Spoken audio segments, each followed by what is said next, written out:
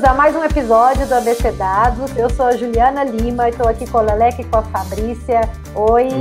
Olá! E hoje a gente volta com mais um podcast informativo e vamos falar sobre a polêmica aí das urnas eletrônicas e dos votos auditáveis. Vamos conversar um pouquinho sobre uma contextualização de como que funciona as urnas eletrônicas. A Fabrícia vai trazer para a gente um pouquinho uma experiência dela como mesária. A gente vai falar, é seguro? Quais são os benefícios da urna eletrônica? E aí, chegando a eleição ano que vem, é muito importante que a gente se contextualize, se atualize, né? Muita fake news rolando por aí. Então, é importante que a gente saiba os benefícios, né, dessa ferramenta e como que a tecnologia chegou na eleição e favoreceu aí uma validação dos votos de forma mais célere, resultados mais rápidos, mais segurança na apuração desses votos, enfim. Vamos falar sobre tudo isso aqui. E para começar, eu já passo a bola aí para o Leleca para contar para a gente um pouquinho a história das urnas eletrônicas, como que ela funciona. Solta aí para nós, Leleca. Então, como sempre, sobra para mim o contexto histórico, né? Eu vou tentar resumir para não vem a história. Uma coisa muito longa. Então, quando começou o primeiro código eleitoral de 32, ele já previa a urna, mas ela não falava urna eletrônica, se chamava máquinas de votar. Aí falava assim, lá no artigo 57 do primeiro Código Eleitoral, o uso das máquinas de votar regulado oportunamente pelo Tribunal Superior Eleitoral. Os primeiros testes nas urnas eletrônicas foram nas eleições de 96 e 98, em caráter experimental, e dado o êxito que tiver nessas experiências, ela foi utilizada nacionalmente e, em definitivo, nas eleições de 2000, deixando para trás as cédulas de papel. Na época, comemoraram tanto a agilidade da divulgação do resultado, a apuração antes, ela levava dias, dependendo de qual seria, né? Se fosse para prefeito, vereador, levavam dias para a apuração total, e nas eleições nacionais, para governo, presidente, senado, levava até semanas para poder saber realmente quem tinha ganhado as eleições. Então, foi aí que começou tudo. Como que funciona as urnas eletrônicas? A urna, ela é um microcomputador de uso específico para as eleições. Ele tem a seguinte característica, é resistente, tem pequenas dimensões, leve, com autonomia de energia, ou seja, pode acabar a luz, que a urna ela tem bateria, a votação não para se acabar a energia elétrica lá na sua zona eleitoral, e com recursos de segurança. Ela tem dois terminais. Um é a urna, propriamente dita, onde você vai lá e vota, e o outro é aquele terminalzinho pequeno que fica na mesa do mesário. É lá que ele digita o seu título de eleitor ou o seu documento de identidade e libera a urna para você poder votar. O terminal do mesário tem um teclado numérico, uma telinha de cristal líquido, onde aparece o nome do eleitor e se ele pertence realmente àquela sessão eleitoral e se está apto para votar. E na urna eletrônica propriamente dita, é lá que grava a indicação do que o eleitor votou, para quem que ele votou e tal. Pelo embaralhamento interno e outros mecanismos de segurança, não há nenhuma possibilidade de se verificar em quais candidatos o eleitor votou, em respeito à Constituição Federal, que determina o sigilo do voto. Fabrícia. É bem isso mesmo. Então, eu trabalhei como mesária em algumas oportunidades, então vou compartilhar um pouquinho dessa experiência. Então, basicamente, a eleição, a zona eleitoral é aberta para voto, acho que 8 horas da manhã. E a gente tem que chegar lá 7 horas, 7h30. Então, a gente chega, entra numa sala, né, e vem o representante do Tribunal Regional Eleitoral, TRE. Então, ele vem, um servidor público, né, e entrega a documentação para o presidente da sessão. Tem o primeiro mesário, o segundo mesário, vem até 5. Então, normalmente falta um ou outro, porque como é convocação, tem muita gente que não comparece, assim, né? Trabalhar domingo, enfim. Mas é sujeito a sanção criminal, inclusive, tá? Se você está ouvindo isso, você foi convocado, você tem que ir, se não for da BO. Então, você chega lá... Você foi convocada ou você... Porque pode ser voluntário, né? Pode ser voluntário, eu fui convocada.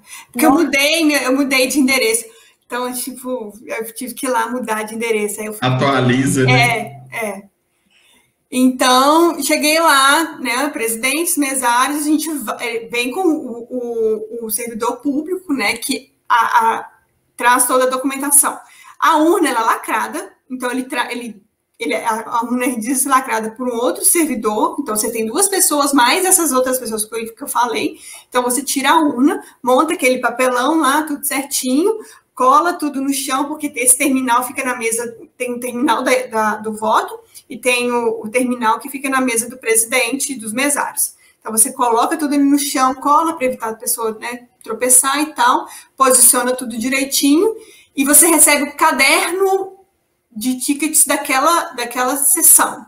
Então, por exemplo, a minha sessão era 161, então eu tinha todas as informações dos eleitores daquela sessão. Colocou a urna, instalou a urna, a gente imprime o que eles chamam de zerésima. Então, essa zerésima, ela vai trazer o registro do que está inserido dentro daquela urna. Então, a zerésima vem de 0, então tem que ter 0 votos inseridos naquela urna. Então, você tira ali, você imprime 3 vias da zerésima e coloca no envelope fechado, que fica de posse do presidente da sessão. Então, confirmou ali, tem 0 votos, começou a eleição. A Juliana chegou, no nosso exemplo, ela vai chegar lá, meu nome é Juliana, está aqui meu documento, o presidente vai analisar o documento, vai passar para o primeiro mesário, o primeiro mesário vai procurar nesse caderno, aí é nessa oportunidade que eles tiram aquele ticket, né, achei lá o nome da Juliana, conferi os dados, está tudo certo, entrega o ticket dela e fica uma via para mim ainda. Então, ela vai lá com o ticket, e enquanto isso, a mesma pessoa que entregou, o segundo mesário, digita no terminalzinho qual que é o título dela, a informação dela, aí ela já vai votar. Então, você tem vários níveis aí de validação de dados. Então, você tem o pessoal, você tem uma pessoa validando aquela sua informação, você tem a máquina validando essa informação, a Juliana chega lá e vota.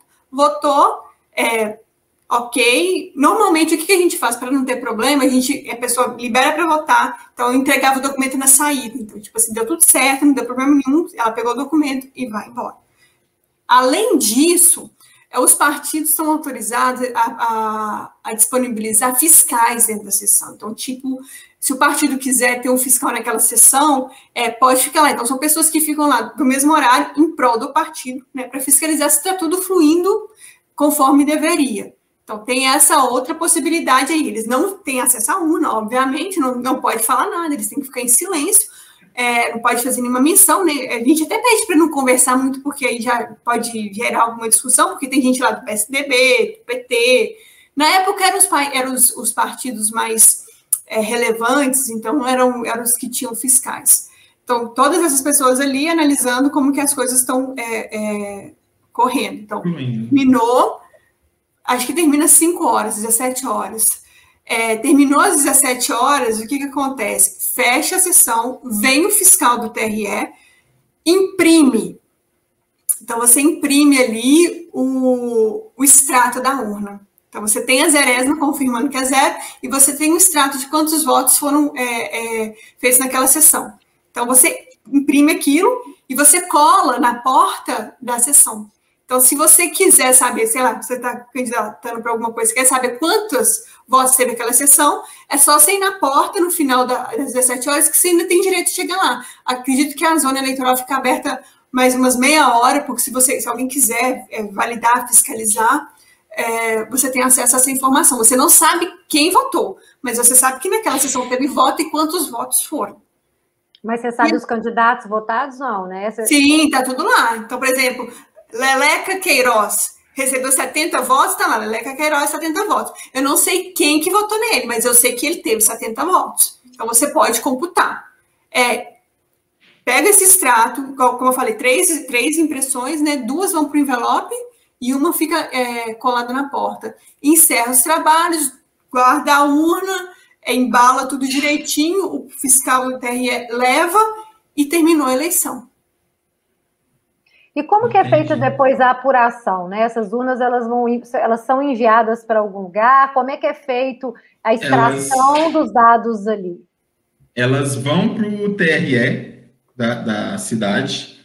Se a cidade não tiver um tribunal, sai lá da cidadezinha e vai para o TRE mais próximo. E lá no TRE é que é feita a extração dos votos, né? Aí lá no TRE vai ter gente de todo lugar, vai ter funcionário público do TRE, fiscal de partido, se quiser também outras organizações não governamentais também participam da apuração.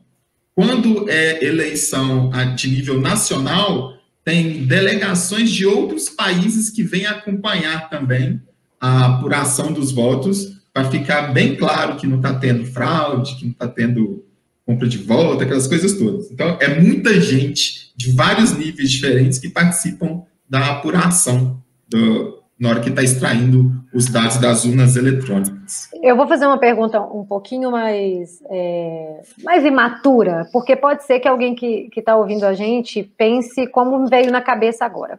Quando eu digo a extração, independente da auditoria desses votos, de quem está lá acompanhando, mas como que é feito na prática, tá? E aí eu vou dar um exemplo, não riam de mim, mas, sei lá, tem um cartão de memória naquela urna, ele pega aquele cartão, insere dentro de um computador e aquilo vai para um sistema próprio, um banco de dados. Como que é esse processo de computação de votos na prática? Olha, eu trabalhei de mesária, não vou falar o ano, não, senão vou falar a minha idade, mas já tem um tempo. Era disquete. Tinha um disquete, tipo, bem, assim, até um pouco maior. Não é o disquete que a gente conhecia, que vocês conheciam. É um outro estilo de disquete, mas era muito similar a um disquete que você inseria ali e tirava a zerésima depois. Eu esqueci de mencionar. Então, acredito que, não sei, você sabe se mudou, Leleca? Mudou. Então, desculpa. Eu vou contar essa parte. Eu vou falar dos problemas que podem ocorrer, aí dentro desses problemas eu vou citar como que funciona. Mas responde a pergunta dela. Chama flashcard. É um disco que me parece um pendrive, que é inserido hoje na urna eletrônica. Aí quando pega a urna e fica lacrado, tá? Tem um lacre no flashcard, então ninguém consegue remover ele. Só o pessoal do TRE, quando pega a urna, leva para o TRE, vai tirar o lacre na frente de todos os fiscais, pega aquele cartãozinho e coloca lá em outro computador que vai fazer a transmissão dos dados para o TSE. Aí é lá no TSE que é feita a contagem automática. Então, a urna eletrônica, enquanto ela está lá nas zonas eleitorais pegando os votos, ela não tem conexão com nada. A única conexão que tem lá é a tomada de energia elétrica para ligar ela, né? Não tem cabo de internet, não tem conexão Wi-Fi, não tem nada. Ela é praticamente irhackeável, porque não tem como acessar a urna enquanto ela está lá. Se houver alguma possibilidade de fraude ou de hackear a informação, é quando é tirado o flash drive da urna e que eles colocam lá nos computadores do TSE para poder gerar a informação e contabilizar todos os votos. E aí eu já vou puxar, Leleca, a questão da segurança, né? Algumas pessoas questionam a segurança da urna. Assim, eu não vou nem entrar nesse mérito de que o voto de papel, mas enfim, é seguro? Como é que a fraude? Porque eu, Juliana, entendo que a fraude da urna, a fraude do voto em papel, não só a fraude, mas o erro humano, ele é muito maior do que o erro de uma urna eletrônica. Porém, a alteração, se isso acontecer, a proporção é muito maior dentro de uma urna eletrônica, onde a gente está falando de dados e um número muito grande de informações, do que no voto de papel. E aí, como que fica a segurança, sabe? Porque ali a pessoa pode contabilizar, tem 10 votos para o Leleca, quando na verdade teve 5. Mas e a alteração dos dados que estão circulando ali? Como que é a segurança disso? Na verdade, é o contrário. é mais provável haver falha e fraude no voto impresso do que na urna eletrônica, porque na urna eletrônica não tem gente mexendo nela. O que tem é no voto impresso. Então, o TSE, ele aponta 3 inconvenientes do voto impresso. O primeiro é que ele tem mais chance de ser fraudado que o voto eletrônico, já que pessoas irão manusear os papéis. O segundo é que a cada 2 anos é necessário montar um grande esquema logístico para garantir o transporte e armazenamento dos votos impressos, porque são 148 milhões de eleitores. Então, imagina, você ficar manuseando 148 milhões de papelzinho para poder fazer contagem. E o terceiro é o risco de judicialização quando é no voto impresso, porque qualquer partido pode entrar na justiça e falar assim, não, eu quero recontagem, esses papelzinhos não sei o quê, e não é à toa que na época do voto impresso, já teve eleição que demorou até meses para ser oficializada por conta da quantidade de processos da justiça que os partidos entravam. Com a urna eletrônica é diferente, não tem esse porém, né, de falar assim, Mas eu entendi o que a Juliana falou. O risco uma vez que você, suponhamos, se você hackeou o sistema, tem uma possibilidade, hackeou o sistema do TSE, ali em vez de colocar, tipo, 10, você coloca 1 milhão. É isso. São tipo 3 zeros a mais. Mas, Juliana, é importante falar que a gente nunca teve histórico de hackeamento das eleições. Invasão do sistema. Nunca teve. Então, eu entendi o que a Juliana falou. Então, a questão assim, se o sistema, se eu quiser alterar um voto impresso, eu vou conseguir alterar um número reduzido. Mas se eu conseguir hackear o sistema do TSE, ao invés de colocar 1.000, eu coloco 1 milhão ali. Então, com 2 taps a mais, eu tenho uma diferença gigantesca. Isso é verdade, o raciocínio está certo, mas, porém, a gente não tem histórico de nenhuma invasão no sistema do TSE. Não tem nada que possa trazer essa discussão no sentido de descredibilizar o procedimento que tem sido utilizado. Então, isso é o primeiro ponto que eu gostaria de colocar. O segundo é que a eleição, o voto é universal, cada voto vale a mesma quantidade, não interessa a pessoa mais velha, mais nova, não interessa, cada um é um. Todo mundo é igual ali. Isso é um desdobramento, o voto em si, ele é a efetivação da decisão do povo, né? Mas essa efetivação, ela vai vir atrás, né, depois da opinião pública, no sentido de que, esse governo está sendo bom, ele tá partindo para uma reeleição, qual que é o índice de aprovação do governo? Então, vamos pensar que um governo tem um índice de aprovação de 80%, pegar o exemplo aqui do Fernando Henrique, em 1998, ele ganhou no primeiro turno, 57%, então, assim, arrebentou, então, assim, já todo mundo já estava prevendo aquilo, porque ele estava voando, né, o real, assim, com o poder de aquisição elevadíssimo, o Brasil estava indo bem, a gente estava par a par ali com as outras economias do mundo, então todo mundo sabia que ele ia ganhar. Então já tinha essa questão do índice de aprovação no governo, tinha as pesquisas que estavam sendo feitas anteriormente e veio a eleição que só confirmou o que estava sendo colocado. Então, do jeito que está sendo discutido, parece que o governo tem um índice de aprovação baixíssimo. Eu vou começar a discutir a credibilidade das eleições, porque a tendência é que eu perca, porque, né, eu estou com índice de aprovação baixíssimo, sendo que, na verdade, o que seria discutível se você tem um índice de aprovação elevadíssimo e você perder, alguma coisa está errada, mas nunca houve nada nesse sentido, entendeu? E tem outras questões também, as questões de segurança da urna, igual você já tinha falado da sua experiência e o que o TSE demonstra como que funciona a urna eletrônica. Logo quando acaba a votação naquela zona, é impresso o documento falando a quantidade de votos que aquela urna eletrônica teve. Então, ela sai daquele local e vai para o TRE já com a informação, olha, essa urna teve 300 e tantos votos para cada candidato. Se por acaso houver hackear o sistema do TSE na hora de computar todos os votos nacionais, já tem como você auditar. Por exemplo, se o hacker invadiu o sistema e falou assim, ah, não, candidato, vou colocar mais 500 votos para o candidato tal, e alguém falar assim, isso está errado, já está documentado lá atrás, pelo comprovante da urna que foram tantos e tantos votos. Já tem um backup. Isso.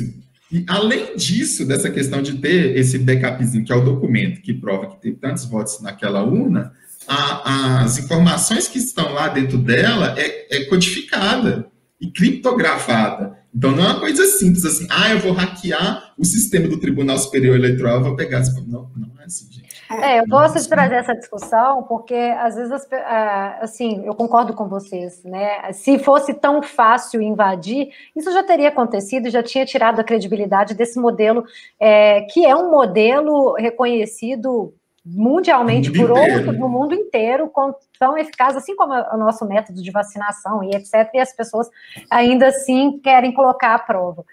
Mas existe algumas pessoas que têm a finalidade de descredibilizar o método, né, e traz esse levantamento, peraí, a gente está vendo um tanto de sistemas de sites, de plataformas sendo invadidas, por que não o sistema do Tribunal Eleitoral? Mas, enfim, concordo com vocês, e mesmo que isso aconteça, é algo que vai ser muito discrepante. Se a gente sabe que a eleição está caminhando para um lado, e de repente os dados, as informações são totalmente ao contrário, porque já dá para a gente sentir o norte que vai tomar uma eleição, principalmente se for uma eleição de grande proporção para um governo ou para um presidente, né, para um governador, para um presidente, a gente já sabe mais ou menos a direção que aquilo vai tomar. Então, eu quero puxar, né, já aproveitando, passado essa discussão sobre a segurança das urnas, eu queria puxar um pouco com vocês a pauta dos benefícios. Um deles, a gente já falou, que é a celeridade de apuração. A gente tem uma celeridade muito maior, isso é óbvio, indiscutível. Mas quais os outros benefícios? Também tem a segurança, né? Mas quais os outros benefícios da urna eletrônica quando comparado com o voto de papel? Tá. Esse, né? O voto de papel, na hora da apuração, são milhares de pessoas manipulando as informações, e o voto eletrônico não chegou no TSE, pega a informação, é o computador que vai gerar as informações, não vai ter ninguém manipulando nada, ninguém contando fotinho, já tira essa encrenca toda. Outra, é o custo do voto impresso. Igual eu falei antes, você tem que começar a programar a logística do voto impresso 2 anos antes da eleição. É muita gente trabalhando, é muito papel, e é muita gente para depois apurar os votos. Isso. Além do que, por exemplo, se você trabalha, na época do voto impresso, era muito comum também essa questão do mesário, né, o trabalho convocado ali, ele ficava também para apuração. Então, você necessitava dessas pessoas que eram, assim, não tinha nada a ver com a história, né, não estavam ali, não eram servidores públicos juramentados em nada, fazendo aquele trabalho, porque não tinha outra alternativa, no sentido de que o TRE não tinha mão de obra suficiente para poder fazer aquela apuração na velocidade que era necessária. Uhum. E essas pessoas, assim, é interessante, porque quando você trabalha como mesário, você recebe 2 dias de folga, né? Então, vamos supor, você trabalha primeiro e segundo turno, você acaba tendo 4 dias de folga. Mas, assim, quem trabalha em iniciativa privada, normalmente não usa disso, porque é complicado. Mas servidores públicos que trabalhavam nesse período de apuração, que não eram servidores públicos do TRE, mas tinham professores e tal, iam lá trabalhar para fazer a contagem de votos por semana, aí depois tinha direito suponhamos que a pessoa trabalhou 15 dias, ela teria direito de 30 dias, então ela voltava para a posição dela e tinha direito, estava na lei, então não vou nem questionar a questão da moral, não, mas olha só, aquela pessoa ali ia receber mais 30 dias, nesse exemplo que a gente está dando, que ela era uma servidora pública. Se ela não fosse servidora pública, talvez ela trabalhe num lugar que ela poderia tirar aquilo também. Alguém estaria pagando por aquilo. Então, o custo, ele extrapola nesse sentido. E outra coisa, quando a gente está falando de um país do tamanho do Brasil, com a economia que o Brasil tem, a relevância global que o Brasil tem, a eleição do Brasil, ela é extremamente importante para várias situações acontecerem no mundo. Então, se você tem ali uma decisão de que quem que é o presidente, porque isso vai ter várias implicações da política econômica, políticas de relações internacionais e por aí vai. Então, você tem aquela decisão ali, depois de 15 dias, o país, ou 3 semanas, seja lá o que for, o país fica naquele ato, naquele período. Ao passo que, se você tiver aquela decisão no mesmo dia, as implicações daquela eleição já vão ser... já vão ocorrer imediatamente. Então, assim, o mundo vai caminhando, entendeu? Então, assim, E outro detalhe que eu gostaria de pontuar, voltando ao comentário que o Leleca fez anteriormente, é auditável. Uhum. Isso tem que estar claro. Você consegue comparar as informações? Você consegue fazer isso? Igual a Leleca deu exemplo.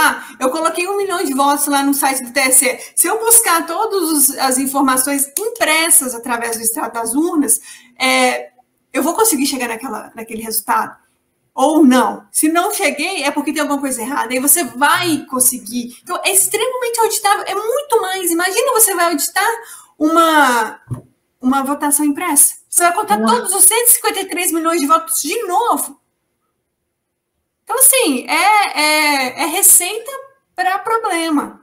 Então, eu acredito que essa discussão é uma discussão muito desesperada e chega a ser um pouco ridícula, porque você vê, assim, o enredo querendo se repetir, exatamente o que aconteceu nos Estados Unidos, sendo que lá não deu certo. Então, assim, qual é o seu esforço de fazer isso acontecer aqui, sendo que lá não deu certo? Se tivesse dado certo lá, eu até falei assim, poxa, vai vir essa discussão para cá. Mas não deu. Não deu, tá mais que sedimentado. Quem fez o que fez no dia 6 de janeiro está respondendo judicialmente e vai passar o resto da vida na cadeia. Entendeu? Então, assim, é uma discussão que por isso que a gente está produzindo esse conteúdo para colaborar no sentido de trazer esses fatos, né, essas informações aqui, para tentar, assim, jogar uma pá de cal nessa discussão, porque não tem que haver, entendeu? Isso a gente é referência no mundo. Servidores do TRE viajam o mundo para poder, como case, assim, para colaborar na implantação do sistema eletrônico em outros países. Somos referência, somos assim, mundialmente conhecidos pela agilidade das eleições. A gente nunca teve nenhum caso que comprometesse ou que deixasse assim, um cisco de dúvida, a não ser palavras ao vento. Uhum.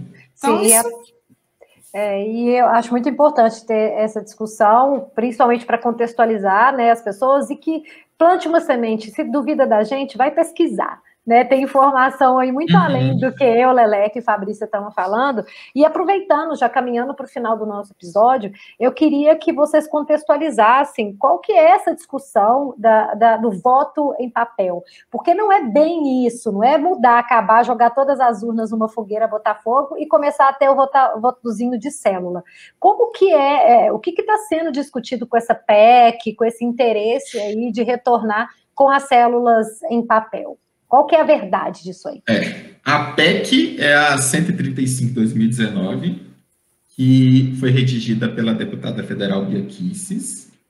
Então, o que eles estão querendo? É que continue a urna eletrônica, mas na hora que você digitar lá para qual candidato você está votando, vai sair uma impressão da urna e essa impressão cairia direto dentro de uma urna acrílica. E lá dentro ficaria o papelzinho com o seu voto. E aí é a questão de auditar o voto que eles estão falando, né? Que não é necessário, na verdade, porque já tem o extrato antes e o extrato depois, contabilizando os votos. Então, aí eles falam que assim seria mais seguro. Né? Você já viu o desconhecimento da pessoa. Gente, assim, não daria na mesma, não? É a mesma coisa. Só que ao invés de 149 milhões de papeizinhos, vai ser um papelzinho para cada máquina, porque lá já está o extrato de quantos votos cada candidato teve. Então, é desnecessário. Aí, a polêmica é em torno disso. Aí eu já falei que o TSE acha, né, sobre essa questão. E lá, todas as informações que a gente soltou aqui tá no site do Tribunal Superior Eleitoral, tá? Todos os dados, como funciona, isso tudo a gente tirou da nossa cabeça, não. E nem de site de fofoca. É lá do Tribunal Superior Eleitoral. Eu até engasgo, porque eu fico nervoso com esses negócios. Aí eu vou só falar aqui sobre os boatos que está tendo, as fake news que soltaram que somente 3 países utilizam a urna eletrônica, que é Brasil, Cuba e Venezuela. Uma que Cuba nem urna eletrônica usa, nunca nem teve, né? Eu acho que nem eleição. Tem nem eleição. Critica o país até mandar parar, porque não tem eleição. Agora falam que lá, agora passou a ter, ainda é eletrônica. Na verdade, são 46 países que utilizam a urna eletrônica hoje, entre eles Suíça, Portugal, Noruega, Austrália e Canadá. Eles utilizam a mesma forma que o Brasil faz, a urna eletrônica e os extratos, antes e depois. E desses 16 países, a votação eletrônica é de gravação direta. Nem o extrato tem, de tão confiável que é.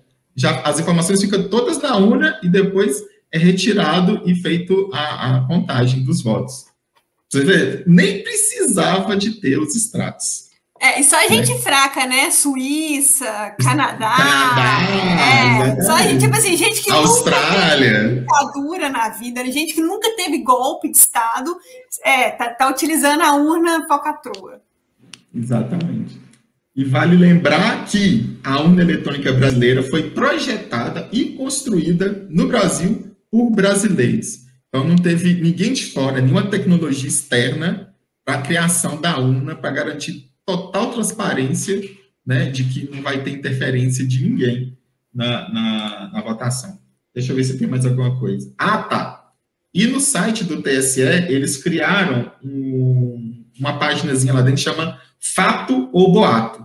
O Tribunal Superior Eleitoral, mais 27 tribunais regionais e mais 9 agências de checagem, eles lançam informações todo dia falando o que é boato, o que é falso. As informações estão sendo lançadas diariamente na internet e a galera fica aí acreditando. E é isso.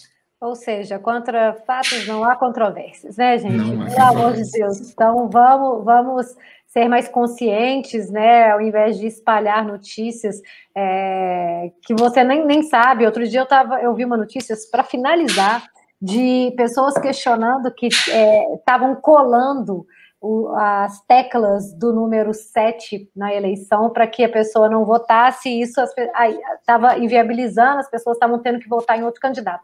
Aí tem pessoas que espalham essa notícia. Se você, Leleque, Fabrício, a gente batendo esse papo aqui, se você chegar para votar e não consegue apertar uma tecla, você vai escolher outro candidato? Porque, tipo assim, o 2 não está funcionando, então eu vou jogar o 3. Vou votar em outro. Gente, isso não faz sentido. Então, assim... Isso é a história daquelas tias do Zap com óculos de armação vermelho formada em odontologia, sabe? Tipo assim, que brotou. Cara, não existe. Então, por favor, vamos acreditar mais nos produtos bons, na nossa jabuticaba, né? O pessoal fala só tem aqui, mas não é só aqui que tem a urna eletrônica. Vamos acreditar mais no que a gente tem, na efetividade do que sai aqui do Brasil também, né? Bom, por hoje é só, galera. Sai isso tudo. Eu vou colocar o link lá no vídeo, a Fabrícia vai colocar lá no Spotify também, do Tribunal Superior Eleitoral, de onde estão as informações e de coisa que a gente não falou aqui. A questão de segurança, se houver algum problema, o que pode ser feito. Tem todas as informações lá para não restar dúvida nenhuma de que a urna eletrônica é totalmente segura.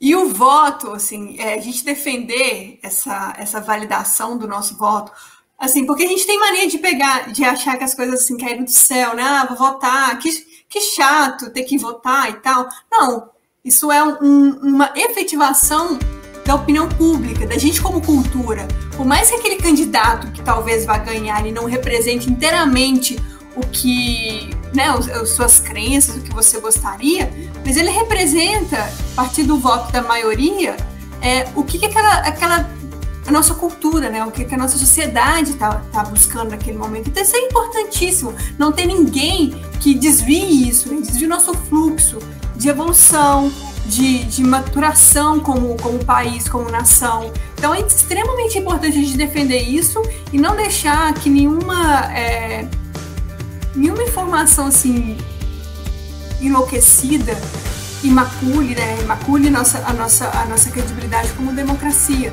Porque hoje, né, na próxima eleição, pode ser um candidato que você não queira, mas o fluxo dos acontecimentos vão retornar para aquilo, né? Então, acho que é extremamente importante de defender e fique atento a isso, não se deixe enganar. Boa. Recado dado, então, até a próxima. Quero dizer que no próximo episódio eu estarei vacinada. Então, é o último episódio que eu gravo sem vacina. Então, teremos uma jacaroa aí. Viro qualquer coisa, minha filha, com muito orgulho, desde que vacinado. Então, até a próxima. Beijo para você, Fabrícia. Beijo, pra você, gente. Beijo, tchau. Tchau.